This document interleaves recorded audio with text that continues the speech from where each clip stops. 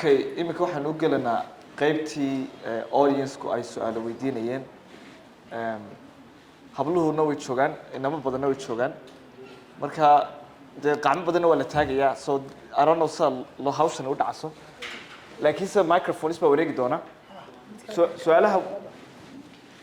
waynu soo koobanaa. Waxaa inoogu weyn oo jooga Mr. Tani oo aan chance siinano. Tani u dhiib. waxaan anigu specialty u yahay markaan Harvard University ka baxay implementationka reformkana implementationkiisu asalkiisu wax fudud maaha because marka reform la yidhaahdo interest groups baa isku imaanaya marka dee waxaa jira coalition dadkii researchka kasoo horjeeday coalition bay noqonayaan kuwii wadaya coalition bay noqonayaan strengthkoodii marka elimination marka waa hawl dhan reform fududna maaha marka xagga in waxaan jirin kasaasgareeya in patience loo yeesho reformka approach ay qaateen dhulkani oo khaaska waliba ay soo qaatay wuxuu ahaa reform haddaad doonaysa inaad wado waa inaad horta organize garaysa wixii la qabto matalan waxay noo sheegtay in madaxweynaha Muuse Biixi uu raacsan yahay in insurance kala sameeyo laakiin dalkii kale waxay naga tustay inay 5 dowladood oo kala jiraan bimacnaa maxay ku bishtarkii dowladda in reformkii adag yahay waa meesha ka soo baxaya issuega markaa meesha yaalla waxa weeyaan oo iyaga hal su-aal ma hayaa intaan kumanka kala raacay su-aasheedu waxa weeyaan intee leeg bay dimuqrasigu ku tahay reformka caqabad waayo exaambuladii ay bixiyeen haddaad hoosta ka wada eegto xoog authoritarian baa ku jira exaambuladana ay bixiyeen horumarka degdegaa keenay authoritarian baa ku jira waayo dimuqrasiga shacbiga xukuma voter behaviorka xukuma marka dimuqrasigu aan dimuqrasigiina haysto aan reformka dedejiyo halkaas waxaan doonaya commentkooda inaan baahno balse sababta mas'alada xaqiiqo fadhiga ka keenna sabab ma jiraan waqti laftiisa saaran waxa u baahanahay waqtiga waa ku haboon reformkaas u baahanahay time ku haboon maxay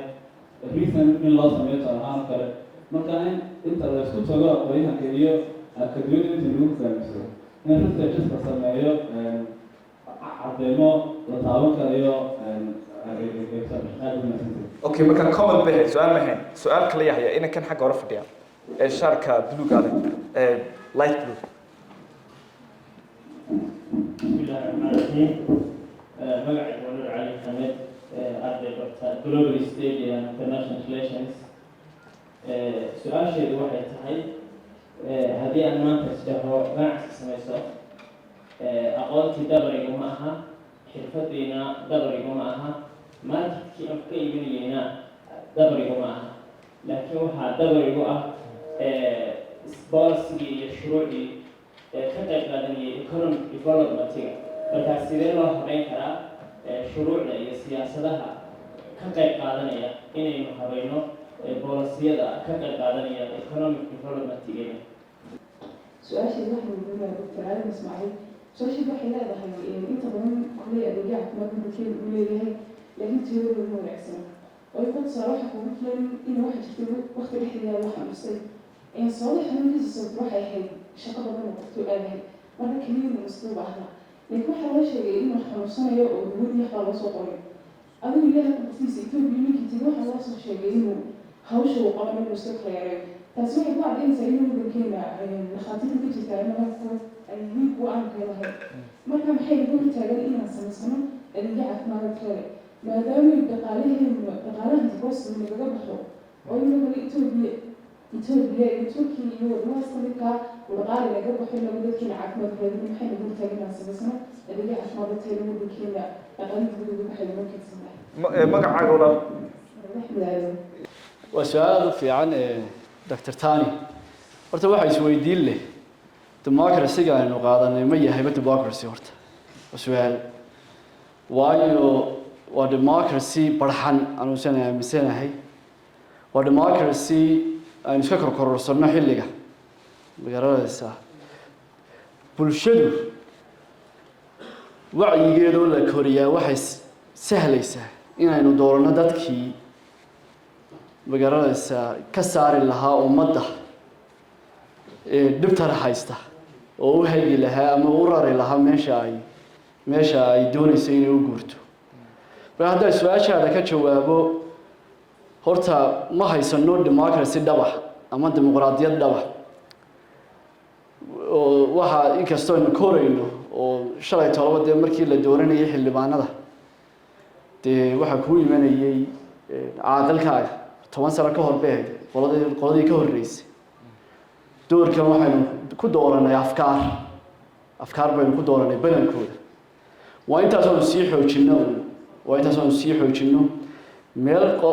qof kastana waxa saaran mas-uuliyad had iyo jeer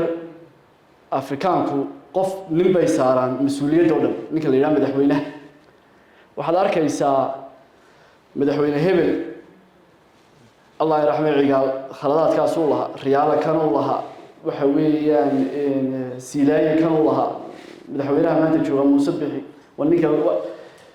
war wasiiradii meeye xildhibaanadii aanu soo dooranay dowladihii hoose mas-uuliyaddu nin walbaaba meel buu ku aadan yahay nin walbaaba hadduu shaqadiisa iyo gabadh kastaaba ay shaqadeeda qabsanayso waynu keenno nin walba iyo gabadh kasta meesha ay ku habboonayd ummaddana way isbedeli lahayd way isla jaan qaadi lahayd waxaan ku darayaa democracy horta maaha wax degdeg lagu gaari karo odaga arkayo maraykankii iyo westkii intaasoo sanadada hundreds of years sometimes even more Europe markaad eegto democracy sheeganayay haddana inaan had iyo jeer dhibaatooyinka imanayaan oo maanta conservative movementskii ay way soo xoojismeen in fact labadu isma diidayso markaan leeyahay strong government waxaan ku daray strong government laakiin democratic marka democracy-ga horta waa dowlad loogu baahan yahay haddii aynu xagga kala tagno siduu cabdisalo sheegay dee waaba dhibaato kale waynu soo marnay taana waynu aragnay dhibaatadeedana marka taa looma baahna laakiin waxaa loo baahan yahay waxa weeye dadkii loo dhiibay shaqada horta democracy waxaa la idhahdaa for the people by the people and all that bay ka hadlaan ogtahay marka dadkeenu weli may gaadhin dad aad iyo aad u wanaagsan weeye oo niyad fiican laakiin weli may gaadhin heer ay yidhaahdaan maxaad ii qabatay hebelow oo ninku soo doortay maxaad magaalada u qabatay maxaad waddanka u qabatay maxaad oo marka dambe yidhahdaan kuma dooranayna because wixii baad qabanay weli qabiil baa wax walba ku yeldisan yahay oo ka dambeeya waataan ku lahaa qabiilka ilaa aynu iska baabiinana waa dhibaatadeenu democracy-ga runtiiga ma imanayso marka waxaa loo baahanya ma aha inaan democracy-ga la baabi'iyo democracy-ga waa in lasii xoojiyo in fact anything laakiin in dadka shaqooyinka loo dhiibtay hawlaha loo dhiibtay maamulka loo dhiibtay ay ogaadaan inay dadka waddanka represent gareeyaan dadka waddanka dhan inay represent gareeyaan report Somaliland 2012 ay sameeyeen waliba Hargeysa oo kaliya bay ahayd waxaynu kaga jiray meel runtii aad u hooseysa waxaynu ahayn waxaan filayaa waxay sameeyeen 183 wadan bay doing business ku sameeyeen waxaan ku jiray baan filayaa 74 bay ahayd mise 73 waxaankaas yani ayuu kaga jiray waxa la eegaa marka indicators baa la eegaa waxa la eegaa business registration la sameeyo waxa la eegaa biyaha soo gelinteeda leedka soo gelintiisa lacagta aad repatriate gareynaysa dib u celinayso lacagta la soo degayso maxaan ku rahdaayay waqtiga kugu qaadanayso registration ku shaqaalaha waxa soo dhan baa la eegaa kirada meesha aad kiraysanayso sharciyada waxa say eegaan insurance-ka oo ku jira waxa soo dhan marka inagu imika reforms baa la sameeyay runtii 10 sanadood ugu dambeeyay reforms baa la sameeyay waliba imika ilaa 6 sanadood ugu dambeeyay haddana waa la sii xoojiyay laakiin de reformsku waa wax soconaya ma aha wax static oo ma garanaysaay de ingiriisko ku sanadood oo ku dhow dawlad laha ayaa inta xeerar soo saara maraykanka dhowr boqol oo sanadood sidaa isu sheegaysay ayaa haddana intaa xeer soo saaray macnaha mar walba nolosha ayaa u baahan in wax cusub lasoo kordhiyo maadaama noloshu ay tahay wax evolving oo soconaya marka kuwaasaa ka mid a doing businesska arrimaha muhiimka ee ugu muhiimsan waxa markaa company registration in la sameeyo oo weliba mashruuc anigu aan ka shaqeynaya IFC da World Bank ay wadeen baa jiray oo markaa aanu sameynayn la yiraahdo Somaliland Investment Climate Reform Program baa loo jiray aniga team leader ka projectka waxaanu isku danay inaanu sameyno bal in all in one laga dhigo oo halka intaasoo wasaaradooda kala tagayo all in one meel kaliya laga wado imika wasaaradda ganacsiga ayaa awal waxa la tagi jiray xeer ilaalinta iyo maxaan ku rahdayay wasaaradda ganacsiga iyo wasaaradda maaliyadda iyo intaasoo meel hadda meel baa la isugu geeyay wasaaradda ganacsiga ayaa wixii oo dhami ay joogaan marka taasi waxay fududeysay runtii in wixii ay maartay dhib yaraadaan registration waa wax wanaagsan oo soo kordhay weey wixiina wanaagsan inoo soo kordhay runtii waynu soo dhaweynayna laakiin haddana ma dhadhowa maxaan farqamo qodna reform weyn baynu u baahanay businesska in la xoojiyo finance-kuna waa muhiim oo in businesska accesskii ay u heli laayeen inay lacag helaan oo amahdaan aynu ku celcelinay inta iyada paneliska ayba arrimahaas salka runtii u ah tiirka oo weeye ganacsiga in furashadiisa waxa kale oo muhiima oo runtii dadkeenu inta badan ay mugeen waa trademark waa muhiim magac baad samaysanaysaa brand baad magac u samaysanaysaa oo mid baad ka barba furaya marka waxa weeye nin baan bari ku yidhi alaab keenay baan ku yidhi maxaad ugu soo sheegi weyday meeshaad ku qortay iyo meeshaad ka soo iibisay waxa markaas yiri intaas wartaan bay meeshii tagayaan buu oo meel kale ka soo samaysanaya marka waxa weeye runtii waxaan u baahanay waa reformska loo baahan la sameeyo ganacsiga la iska soo daba qaaday ayaa muhiim iyadana oo commercial code waxa la yiraahdo ayaa loo baahan yahay in la sameeyo oo ganacsiga kala xadeyntiisa ayaa iyadoo kamid ah arrimaha u baahnay haddaan u imaado sareedo su'aal wanaagsan bay weydiisay caafimaadku waa meelaha ay u dhimanayso runtii waa muhiim anigu islaan daaba xanuunsatay bare dhexdaas sidaas oo kale Ethiopia la geeyay halkan bacda oo baa la siin jiray way ka daadiyeen Ethiopianka way yaabara waa maxay waxaan bay yiraahdeen runtii waxa weeye marka meesha conflict of interest baa ku jira waana arrin u baahan la kala qaybiyo isaga dhaqtara isaga laabkii leh isaga farmasiigii leh isaga consultation-kii wuxuu ku qoraya de marka wuxuu oranayaa qofkan misaad ka samaysaa wuxuu ku arkaaba qof community qof ganacsi buu ku arkayaa ku arki maayo qof health care-kiisii ay xil ka saaran yahay inuu qofkan caafimaadkiisa uu daweeyo marka ilaa waxa la bedelo taana waxa lagu bedeli karaa regulation in la yiraahdo ninku dhakhtar kale isagu laabka ma yeelan karo ma wax weyn ba laabka iyo dhakhtarka qof ma wada yeelan karo ama hadduu yeeshana waa in regulation jiro la regulate gareeyo farmasiga haddii uu yeelanayo waa inuu regulation jiro marka arrimahaas oo dhan baa runtii u baahan in maxaan ku rahdayay loo fiirsado caafimaadkuna dadku inay dad si wanaagsan u tababaran oo ethics-kooda la ilaaliyo oo regulationka maxaa ka mid ah inay registered ka ahaadaan imika waxaanu maqalnay la soo qaado Ingiriiskan joogo wax ku bartay dee qofka Ingiriiska ee dhakhtarka ahi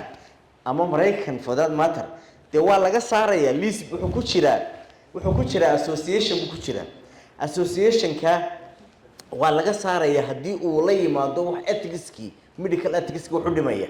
lawyer-adu waa la mid accountants-ku waa la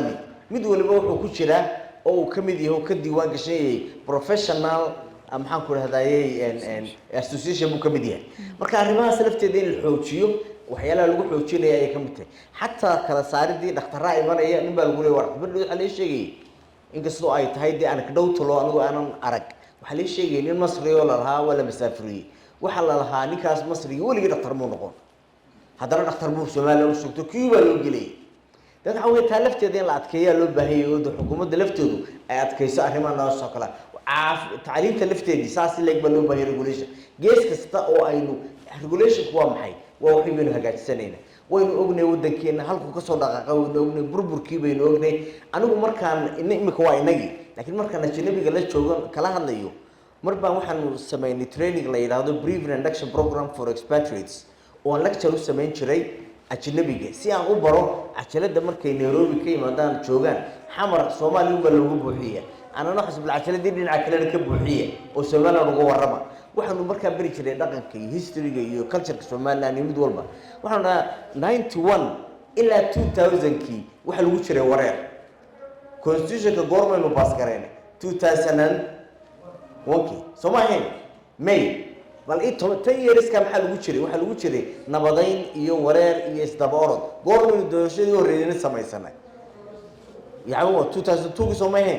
يعني هو مركا وهالكا دمو inaga lagu bilaabtay inta hore waxa ku jira habqane inaga lafteenu waa inaynu ogaano halkeenu ka nimid marka inaga lafteenu reformska inaynu ku dhaqaaqno waliba priority siday u kala mudan yihiin aanu sameynaa loo baahay ma maadsantiin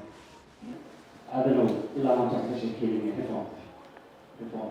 madama fi karena dhamaanta idin wali jiro challenge Somaliland 10 years ka jirana anigu aan dhihi karo hogaanka waxaan oo dhan inuu saaray yaa sameynaya Somaliland malaga xiriirka sameynaya dadku sidee tahay u fahmaan leadershipka meesha jooga haddana uu fikraynay haddii uu tradition yahay maxaa xal yaa u baahan in ku contribute karayo Somaliland cusub Somaliland loo baahan yahay inay la jaan qaado wadamada adduunka ee ganacsiga soo jiidato facility-ga dhammaan youth ka cabanayaan diyaariyo haddii banka fadhiistahay haddii boolisiyada kala tahay السلام عليكم معي فاطمة سؤال كلي كواليتي لكن واحد بمصر والمصرية فكانوا انتهى بكل هاي challenge لوش كنا خلقنا أما شغلة هذا قطع أما discipline كهذا قطع على كذا accountability جوا هنوصل أو مثلا حفيز بعتيسا مستقيم بحث على وضع سويسا اللي هو دكتور دكتور دربوا كسر شقيسة سنة كنا نقعد كلا accountability iyo maaragta quality the best way to do it oo waayo sanad walba waxa soo baxaya 8,000 oo arday oo waxa weeyaan basic needs haysan xirfad fiican ay ku tababarayeen ama ay ku qalabaysan jirin taas oo si yar waxa weey dalka nabadiisa uu dhaafsan karo oo halis ku ah degenaanshiyeena waxaan ka warqabnaa dhaqaalaha waxa rool muuqda ku leh hogaamiyaha fiican marka su-aashaydu waxay tahay sidee waxa weeyaan ula soo bixi karnaa hogaamiye fiican su-aashaydu okay thank you وصف fiican وصف fiican maskaxna isma qeesha kala shaqeysa oo aad u rabayn dadku diinta waa ilaahay macnaheeda laakiinse sidee weyn u soo saaran karnaa dad xirfad leh oo aqoon leh oo dalka markaa qadowkiisa horumarkiisa qaatay waynu soo sheegnay meel walba xun tahay waynu ka soo wada sheegnay mid qeeshaha tahay wax walba laakiinse inta idinku aqoontii wala idinku ma samayn karnaa iskuul dad xirfad leh ay ka soo baxaan oo dalka horumar gaarsiin kara ila ninkaa u fahansan wixii asalaamu calaykum waraxmatullahi wabarakaatu horta waa laba su-aalood su-aashaad weydiisay waa laba su-aalood accountability-ga waxa weeyaan ninka madaxdan baa accountability-ga samayn kara oo weydiin kara markaad eegto wadanka Rwanda oo maanta ugu horeeya Afrika wuxuu ugu horeeya waxa weeye madaxweynaha iyo mid walba horta cabinetka Rwanda markaad eegto I think we're 50-50 on Malaya or Doha here. 50-50 on Kudoin, I think Doha more than Nina. Marka, what the order 50% of my mark, the brain, yeah? Once cutting a which is almost on a Marka, what the cane and Neftisa 50% of brain keep our candy, young, then already never much for you to be or what has Wahaki or Domaka moved. marka dumarka waa in mas'uuliyad la siiro because iyagu waxay moodaa inay ka dadaal badan yihiin ka honestan yihiin ay maaragtay waxyaaba labadaba dee rag iyo dumarba midba waa ku fiican yahay marka labadaba in maaragtay laga dhiga cabinetka very important ya ta labaad madaxweynaha Rwanda markaad eegto wuxuu sameeyaa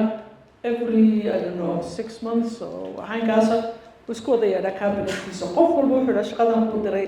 iyo waxaad ka qabatay sheeg ma cabinet meeting la iska hadlayo uuna dhegaysanayo laba qof maya qof waliba waa inuu sheegaa shaqadii uu promise garayay inuu sameeyo iyo wixii uu ka qabtay hadduuna wax ka qabanin muxuu uga qaban kari waayey muxuu u baahan yahay marka dambe waxay noqonaysaa dhibaato haddii mar walba la yimaado waxba ma qaban marka taas waa accountability-ga wey accountability-ga waxa weeyaan in aada loo xoojiyo wey ma aha in la fadhiisiyo qofka meel la fadhiisiyo adaa meesha ku shaqo maanta nusuma iska gabo no waa inuu dad buu u shaqaynaya dad baa iyo mishaarkiisa bixinaya dad taxpayers iyo lacagta siinaya dadka taxpayerska waa accountable u yahay accountability-gaana madaxa unbaa keeni karay taas waa mid wey su-aasha kalena waxay ahayd sidee baa taas su-aalaasha kale waxa weeye waa in horta research institutions jiro ya ay ka mid yihiin shaqada ay qabtaan qolada maanta ina asubtay waa ina research institutionskaasi ay shaqaynayaan oo waddanka had iyo jeer soo saarayaan oo publish garaynayaan waxay arkaan si ay dadkii kale u ogaadaan ya waxa waddanka ka socda wixii loo qabsoomay waxaan loo qabsoomin maaha researchkii la sameeyey la iska haysto waa in lasoo publish garayo yaa loo baahan yahay researchkanaas baa loogu baahan yahay mar labaad horta aad baan idinku mahad celinaya su-aalaha fiican baan halkan isku weydaarsanay waxaan u mahad celinayaa Mustafa oo nadaadihinaya paneliska kale ee maanta igala soo qayb galay xafladan iyo akademiyadda nabadda iyo horumarka oo qabanqaabisay madashan quruxda badan sideeba liira loo helayaa waa su-aal laba qoloba u taalla qodobka koowaad waa ninka doonaya iyo gabadha doonaysa iyo groupka doonaya inay leader noqdaan inay nafahooda wax ka weyn ka fakaraan oo aanay noqon waxay meesha u gelayaan wax iyaga la xidhiidha iyaga wax ka duwan waa inay magaranaysaa ay ka fakaraan qolada labaad ee mas-uuliyaddu saaran tahay waa bulshada dooranaysa dal dimuqraadiyaanu nahay badax badan baa ku jira dimuqraadiyaddayada meelo badan baa laga soo weeraraayo fara badan oo saameyn ku leh laakiin at the end of the day qofka awoodda lehi waa qofkaa codaynaya ee sanduuqa dul tegaya cid intii ku khasabta dhegta soo qabato ku odhanaysa khasab waxaa ku yeel ma jirto haddaba qofkan codaynaya garaadkiisa iyo caqligiisa iyo fakarkiisa waa qof noocee qofkaa waa inaanu korinaa qofkaa waa inuu bartaa 32 sano inaanay waxba ka soo gelin ilma adeernimadii iyo qabyaaladii iyo ciddii ugu codeeyay oo reeri waxna kama soo gaarin reer hebel baa xukunka qabsaday 2-3 wasiir baa loo magacaabay isagii laakiin weli uu gaajoonay isagii weli wada fiican ma haysto shaqo fiican ma haysto uu rafaadsan yahay marka waa inuu helaa wadadan ka duwan oo uu soo saaraa qof hogaamiyaha dhabta ah kaasa ilaa wax ku soo celinaya isaga qofku dooraba ahaaday wabka waa wax saaran wax weey bulshada iyo society-ga saaranta waan kornay ficil shalay toban meeshan uu joognay maanta meeshan uu joognaa isku mid ma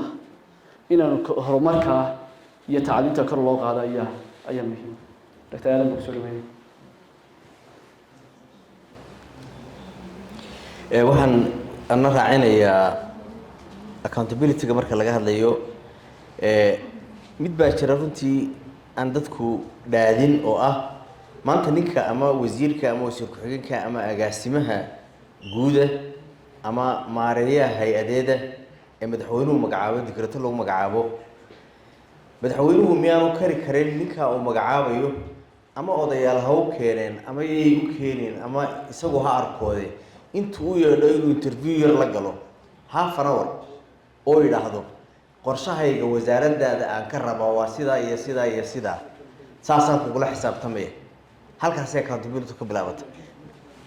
waxa weeye qofkii isagoo suuqa iska jooga hadduu doono la magacaabaya qaar baa telefoon loo soo diray xilkaasaa lagu magacaabaya ka warran madaxweynaha ku doonaya waa la magacaabaya waa la salaamaya dabeedna ninkii halkaasuu dabeedna isagoo xilkiisa ka caraabaya xaqida waxa weeye accountability haddii la rabo madaxweynuhu uu la xisaabtami karaa qof kasta dabeedna muxuu samaynayaa waa in directives ay jirtaa directiveskaasoo ah dee waa jiheeye waa la hagaya hadday jihadu naga lunto jiheeyuhu naga khaldamo waa waxayna haysta wasaaradeena haysta wasiir iyo aan ehelkiisaba ahayn iyo agaasimo guud ayaa la keenaya dabeedna muxuu ku mashquulayaa ila strategic development ma samaynayo qofkii wuxuu ku mashquulayaa shaqaalaha yaa saxay saaka yaa saxiixin yaa habsaamay yaan habsaamin imisuu qofkaasi allowance qaataa allowance-kaasu dabagelaya hawshii yacni loo dirtay strategic-haba waxaa si markaaba ka mashquul marka accountability haddii la rabo waa la samayn karaa madaxweynahaanay the buck stops with the presidentka ayaa runtii ilaa isagaa dadka xilka u dirtay isagaa markaa runtii accountability-ga samayn kara taasaan ka yidhi waniga good leaderka waxa weeye leaderku midna waa wax ilaahay qofka uu isagu geliyey oo qofka uu shakhsiyadiisa iyo barbaarintiisa iyo korintiisa iyo kubcintiisa oo la yimid midna waa wuxuu bartay oo qofku baran karo labaduba qofka way shape upgareeyaan midna waa mid qofku uu in job training ku qaato shaqada waan hubaa Muuse Biixi markuu soo galay maanta inaan isku mid ahayn wax badan uu ku bartay shaqada because shaqada qofku markuu barto distractions badan baa jira barasharo badan baa jira culeysyo badan baa la saaraya qofku markii hore ajandaha uu manifestada soo sheegay waxaan qabanaya bula wax badan waxa ka looga boodaya ama dhaqaala loo haynin ama sidii la moodayay maanay ahayn ama carqalado kale keenaysa ama meelo kale kula gelaysa marka waxa loo baahay qofku inuu qofku marka horeba approach-kiisu holistic noqdo mid guud oo meelo badan ka fikiraya oo strategic oo aan noqoto inuu short term iyo long term ka fikirayo isaga laftiisu homework-giisa qofka leader-ka waa inuu marka hore uu ogyahay ujeedo waa inuu noqdaa waa inaan siyaasaddu waxa weeye ma aha waxa la yiraahdaa siyaasaddu ma aha goalkaaga siyaasaddu waa means-ka loo maro goalkaad ku socotid ila goal baad leedahay yool baad leedahay markaas means-kii aad u marisay marka inagu way qardajeexayaan siyaasiyiinteeni taanu ma baahnin runtii anu waxaan qabaa qodobkii inankaasi weydiinayay arrinta sidee xirfadda loo samayn karaa xirfadda shaqaalaheena waxaa loo kubcin karaa arrimo aynu ka hadlaynay maanta oo dhan oo ahaa in institutionskii sax ahaa la sameeyo oo kuwaasi iyagu markaa kuwa guidelines-kii la siiyo regulatory framework-keedii loo dejiyo kuwaasi markaa ay qorshe wasaarad kasta qorshe wasaaradda tacliintu la timaado oo arrimihii la sheegayay syllabus-ka lagu daro oo la kala duwo wixii vocational training ee tertiary ee skills-ka xirfadaha iyo wixii academic ee la baranayay oo iyaduna gaar oo la dabagelayo oo ay noqoto in ay noqoto academic policy-geedii iyo regulation-keediiba in loo hayo loo sameynayo again waxay ku soo imanaysaa waa reformski marka reform baynu leenahay dhaqaalaha gees kastaba caafimaadka tacliinta mid kastaba reform baynu u baahanay. Assalaamu calaykum.